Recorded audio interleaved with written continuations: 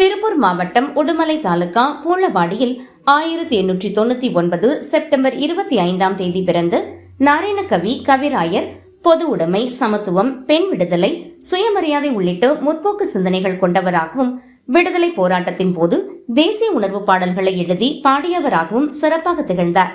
அவரது பங்களிப்பை மதித்து 1967ஆம் ஆண்டு சங்கீத நாடக சங்கத்தின் சார்பில் சாகித்ய ரத்னா விருதும், தமிழக அரசின் இயல் இசை நாடக மன்றத்தின் சார்பில் கலைமாமணி விருதும் வழங்கப்பட்டது. 1981 மே 23ஆம் தேதி காலமான நாராயணகவியின் நினைவாக 2001ஆம் ஆண்டு முன்னாள் முதலமைச்சர் மு. கருணாநிதி உடுமலை குட்டைத்திடலில் மணிமண்டபத்தை திறந்து வைத்தார்.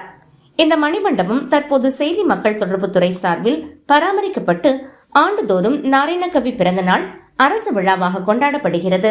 அதன்படி செப்டம்பர் 25 அன்று நடைபெற்ற 127வது பிறந்தநாள் விழாவில் மாநில அமைச்சர் சாமிநாதன், பொள்ளாச்சி MP கே. ஈஸ்வரசுவாமி ஆகியோர் நாராயணகவியின் உருவ சிலைக்கு மாலை அணிவித்து மலர் தூவி மரியாதை செலுத்தினர். மேலும் உடுமலை இலக்கிய பேரவைத் தலைவர் மற்றும் நாராயணகவியின் பேரன் சுந்தர்ராஜ் தளிசாலைக்கு நாராயணகவியின் பெயரை சூட்டவும், மணிமண்டபம் அருகிலுள்ள படிப்பகத்துக்கு அரசு சார்பில் மேஜை, நாற்காலிகள் வழங்கவும் கோரிக்கை மனுவை அமைச்சரிடம் வழங்கினார்.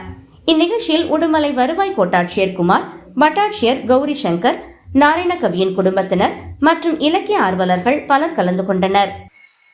இன்று உடுமலை நாராயணகவி 127வது பிறந்தநாள் விழாவை முன்னிட்டு அரசு விழாவாக நடந்தது. இந்த விழாவில் அமைச்சர் மு. சாமிநாதன் அவர்களிடம் இலக்கிய பேரவையின் சார்பாக தளி ரோட்டை உடுமலை நாராயணகவி சாலை என்று பெயர் மாற்றம் செய்ய கோரிக்கை வைக்கப்பட்டது. அவர் தீர்மானம்